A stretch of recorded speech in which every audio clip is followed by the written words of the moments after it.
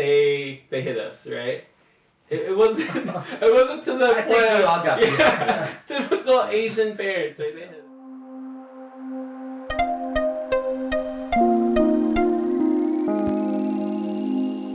Hey, what's going on, everyone? Welcome back to the Bamboo Ceiling Podcast. My name's Apple. I'm back with Duck and Gu. Good, what's good? Yeah, so this week, I was on the internet. Yep. I was looking at memes, right? Yes. And I happened to come by some Asian dad memes. All right. So I wanted to share that with you guys and just wanted to see what you guys thought about it, right? So I thought a couple of them pretty funny. So one was, an A minus is an A minus my love for you. Oh.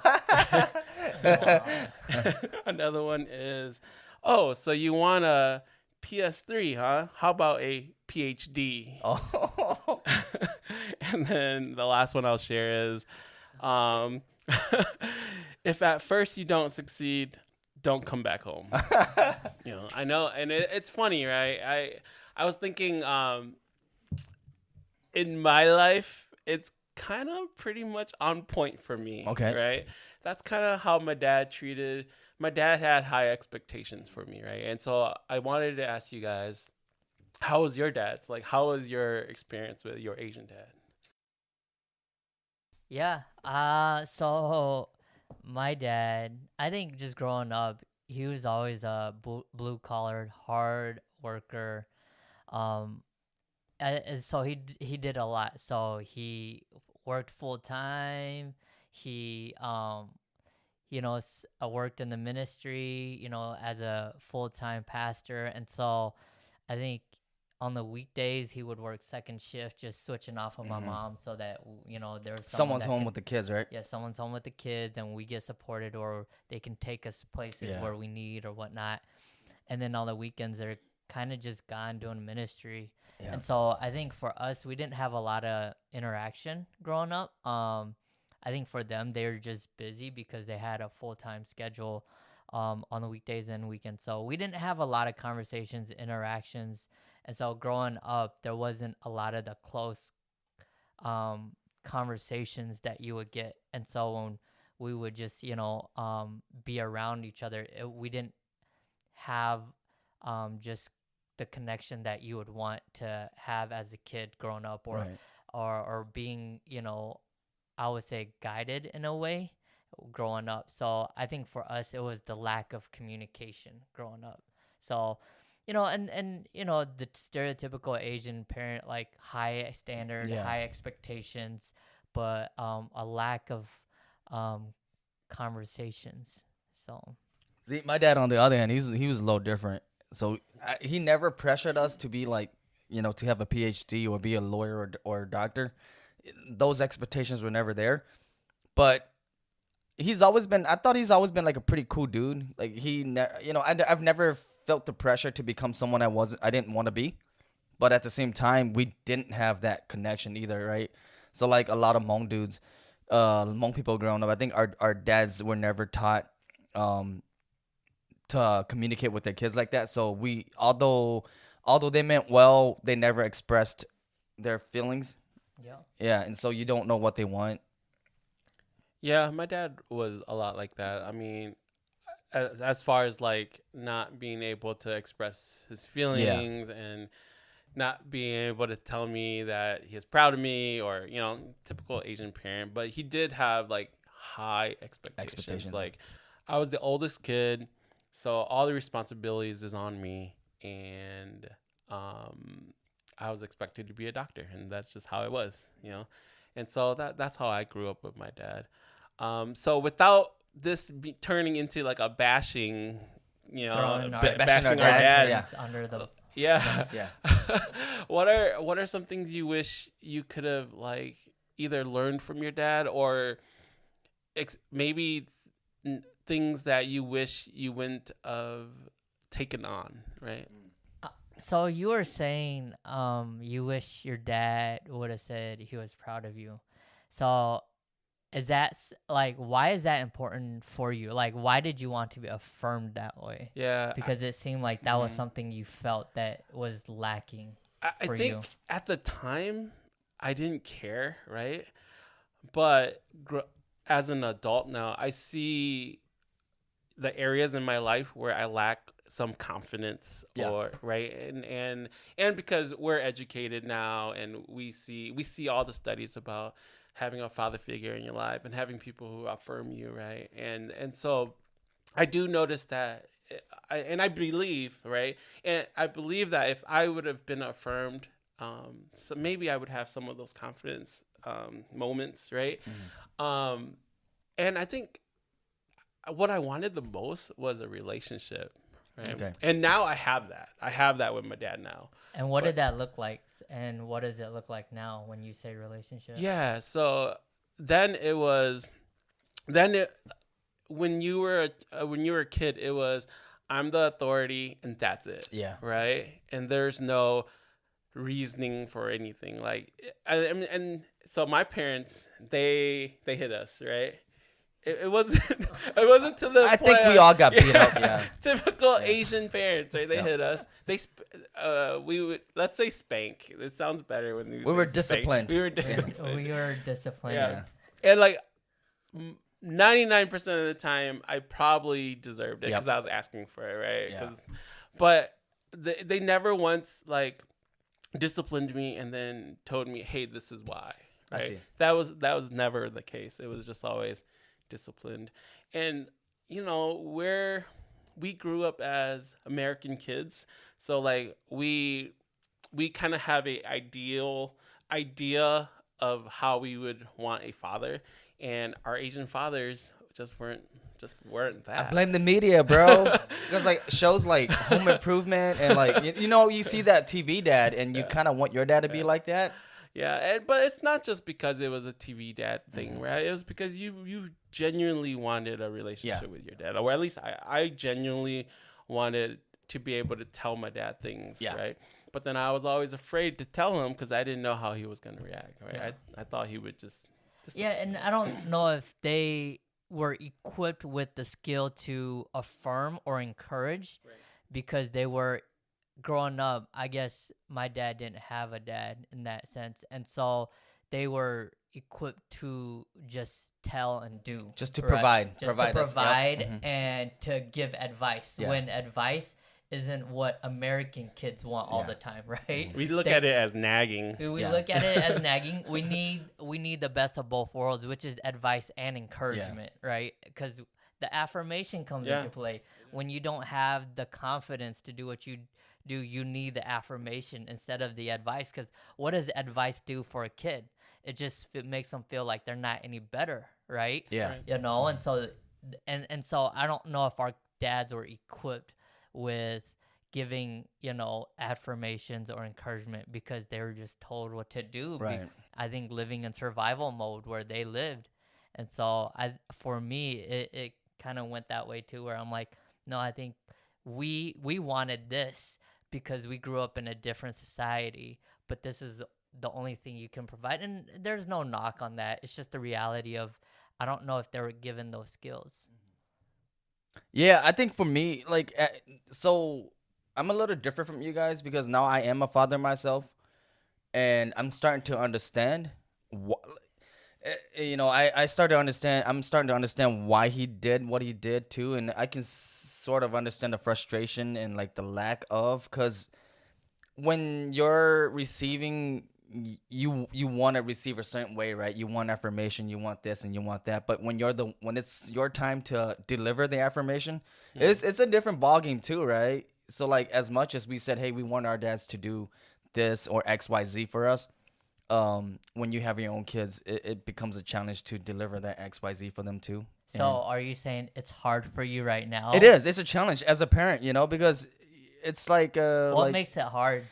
because I think generational, you can call it generational sin or whatever, right? Because your parents didn't do it to you and their parents didn't do it for them, and you don't automatically just start doing it for your kids. You think you can until you're actually faced with the situation. Do you want to take on that responsibility to flip the script? I'm know sure what I mean? everyone does. I'm sure if you asked your dad now, he would say he wanted to too. Everybody wants to, but it's a challenge. I think some are better at it than others. But I mean, I'm not saying that I'm completely neglecting my kids, but Spanking your kids while you're doing just hey, shut up. Yeah, no, yeah, but it's challenging. So that's why I said I understand, right? Yeah, Why yeah. it was hard for them for because sure. It wasn't role modeled. Yeah, yeah. Like it was you can't do something that's role modeled, right? Right. I guess we teach what we know, but we impart who we are. Yes. You know, but I also think on the flip side of that, so I'm just you know Yeah, go playing for it. Yeah. is the fact is because they don't know. Yeah. And because they haven't been role modeled it, I don't want the next generation Yes. to not have it. Right. Right? And so maybe we do bridge the gap and overcompensate for our parents and maybe just not teach our kids that Yeah. and role model that to the kids Yeah. or the generation after, but to educate and teach that and role model that to the generation before us too. Right. Right? Right. Because I do think it's not their fault, right? Yeah. And the older I get, I'm just like, holy crap, they weren't given these skills. Yes. You know, and it's not their fault at all. But just because it wasn't their fault doesn't mean they can't learn. Right. Right? And they got to learn from somebody. And so now I'm beginning to take responsibility and be like, hey, like I've learned to affirm myself with good American society type of people, right? Yeah. And now I can take this skill and start Right. utilizing because the generational role modeling, right, Yeah. wasn't given to us naturally, but we had to learn it elsewhere or outside our homes or whatnot. Now educating them and role modeling it to them so the ones that come after us can see that and Right. you know. And so for me, I'm beginning to like I wasn't born and grew up like or in a way where it was role model, but I've learned Right. it and I'm not good at it. Yeah. Like to your point. Yeah. It's we've got work to do yet, but we are a lot better than our parents in terms of like parenting.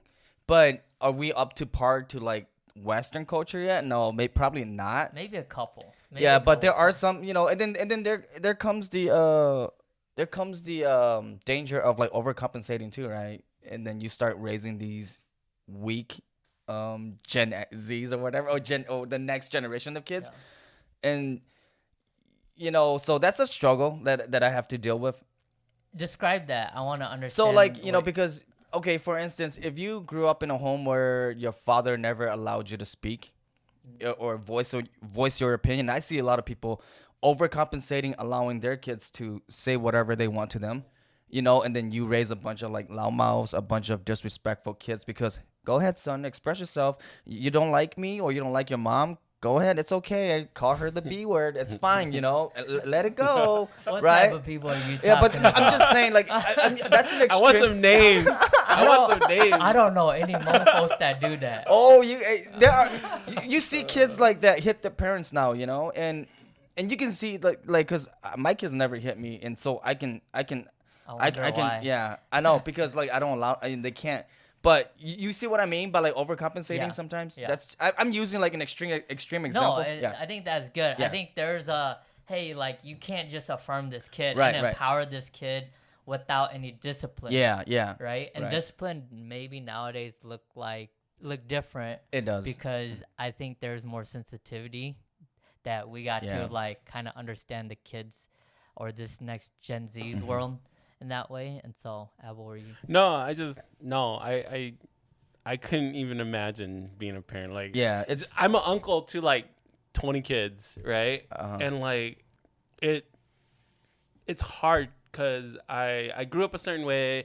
Well, it didn't get affirmed, but yeah, I still catch myself not affirming them all the time, right? And you have to be so intentional about it. You have to like, because it's not automatic, right? And right. then so we run on autopilot We most do. of the time, Yeah. And so I always have to catch myself with my nieces and nephews. I always have to be like extra. I always have to be very careful, right? And then so I have to be extra to be able to affirm them, not, and so that gets harder because you have to be intentional about it. Do you feel like being an uncle to them, like you're kind of like a father too? Like you're kind of working on your father's skills? Oh yeah, and especially some of them are with me more. Yes. Right. and so you do become more of a father figure Yeah. to them, right? But yeah, I do get to practice Yeah, there. yeah, that's good. And like I couldn't, like I said, I couldn't even imagine, because just being an uncle is hard enough, Yeah. and then you guys are parents 24/7. It's so much. Maybe it's just me, okay? And I'm not gonna be the voice for every Asian parent out there, but then it's a lot easier to talk to your nieces and nephews than it is when it's your own child. Like it's I don't know. It's just so weird.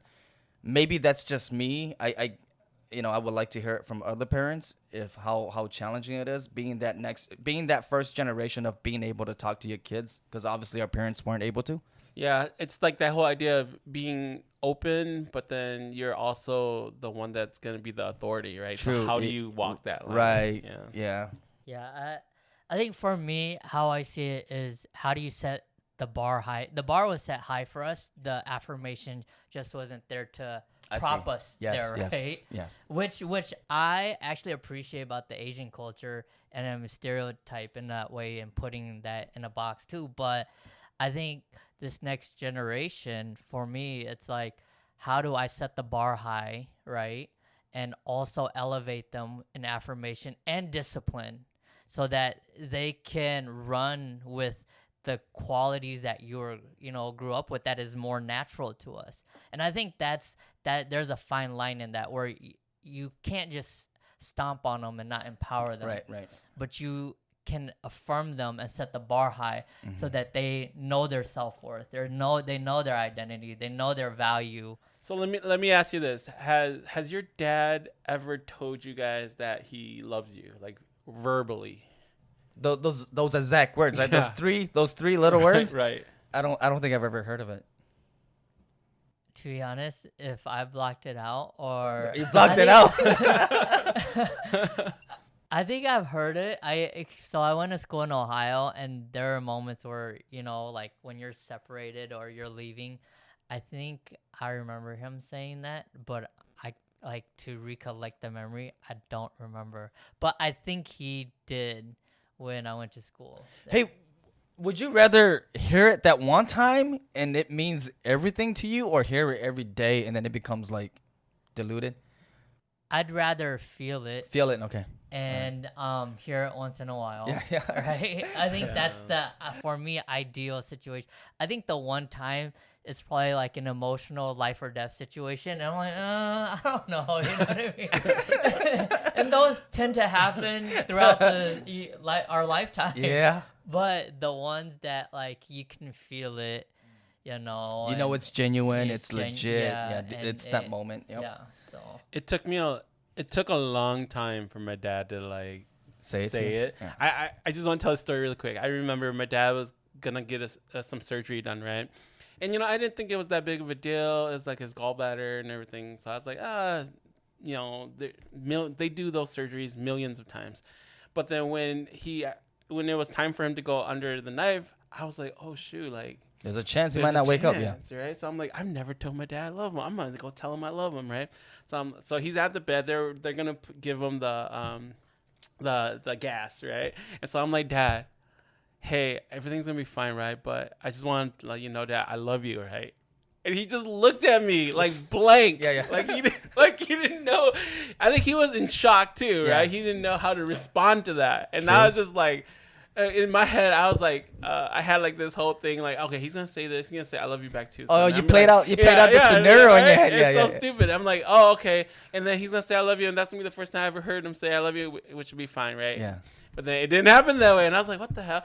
But then as I started doing ministry and stuff, and I started like figuring things out, and and I do tell people that I love them now, right? Yeah. And so in the meantime, I've been telling my dad, hey dad, I love you, all right? And so now it finally got to a point where he'll at least text me back, I love you, right? And I'm like, oh, okay. It's kind of working. broke. You cracked them. Yeah, cracked him a little bit. cracked him. Yeah, right. But no, to your point, good. I think it took me a long time to figure out that even though my dad never said it, it's in the things he did, right? Like he woke up every morning at 5 a.m. to go to work. I never ever heard him complain about his job ever, right? And he would, and we're Hmong, right? He saved. So when we get married, we all have a dowry. Dowry to to pay, pay, right? yep. He saved up that 10 grand, knowing that one day I would get married. Yeah. You know, and so he saved that up. He didn't have to. Yeah, he didn't Yeah, have he to. didn't have to. Yeah, you know. So I mean, it took me a long time to figure out it's in the things that he does. He does. That Yeah. yeah. So And it goes back to what they were role modeled. That's how Yeah. they show it. yeah. And it's not that they don't, but they don't know how. They have never exercised the other skills to do it any other way or show it any other way. Right. And to our detriment, growing up in a different society, it could hurt us, right? Or it could derail our confidence. But I think when you mix the two crazy worlds together, you begin to have more understanding, like how you're saying, and it's not as easy for them, Yeah. but they are shown it in a way. They just were never role modeled in the way that we were shown on the media or TV Or even your friends, right? Like my son has a lot of like basketball friends, and they're all races and all colors, and you could see the different types of encouragement. You've got the dads that are just kind of like me too, like even white dads. Some of them are just like me. Come on, dude, you suck. You should do this. You can do better. And then you have the other dads where they're just like, dude, son, good game. You can. I like that you did this and that. So I Which think ones perform better?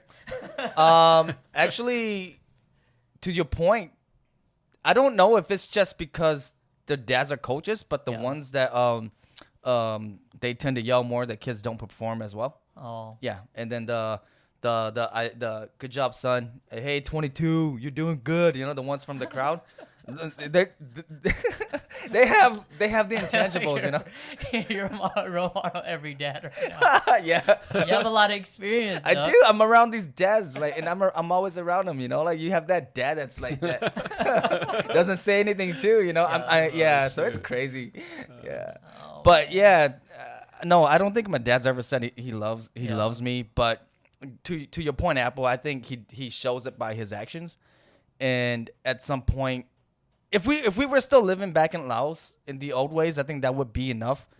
But the fact that we're here and the two worlds collide, and we get to see other people's dads treating them different, and then you start to maybe search for that too. Yeah.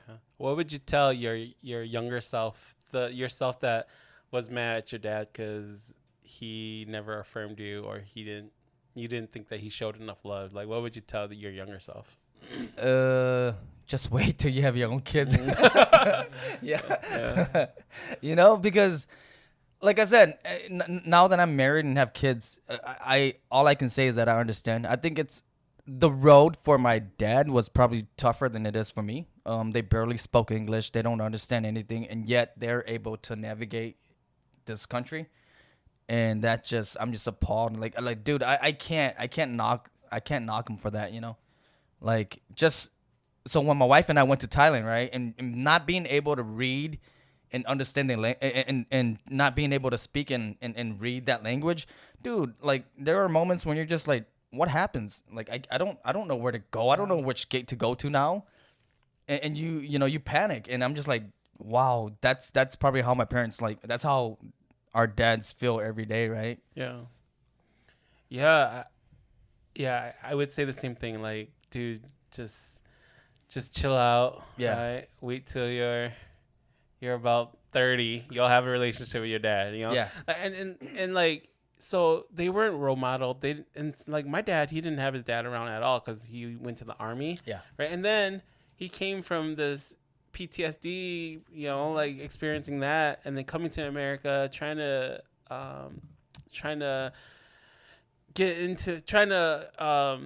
Assimilate to this. assimilate, to the culture, and then now they had 8 of us, right? And he has 8 kids, and trying to figure all that out. Dude, even if you are a good dad, having 8 kids, I can't even imagine like being able to cover every base, Right.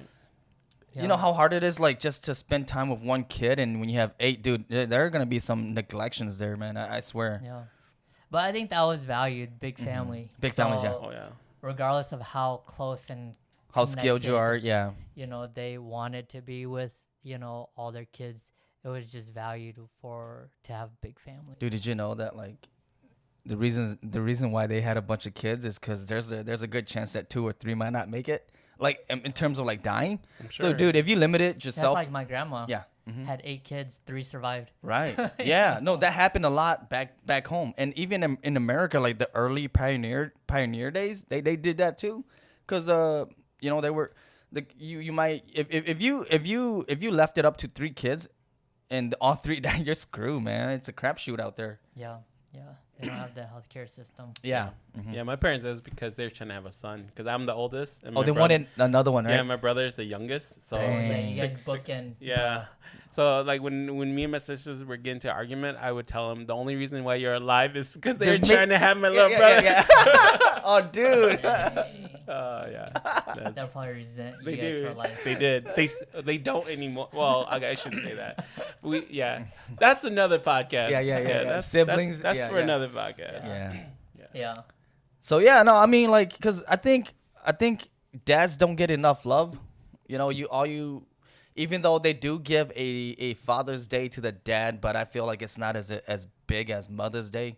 Yeah. They don't make songs about dad or anything like that. But I just want the dads to know that like we appreciate them. Yeah. Oh, Yeah, they definitely don't get the credit they deserve, even though it's always behind closed doors or behind the scene. They're always working to stabilize the home, or that they don't get credit for, or or just even get affirmed too. Yeah. That they are doing something, even though they don't ask for it. I do think a lot of them want it. They do. You Yeah. know. Yeah. Just the fact that they have to stabilize and be the backbone of everything. They do want to be affirmed too. So Yeah. So to all the dads out there, thank you. Hey, if you enjoyed this episode of The Bamboo Ceiling, we'd love for you to subscribe, rate, and give us a review on iTunes. You can also follow us on Facebook and Instagram at #TheBambooCeiling. Until next time, use your voice.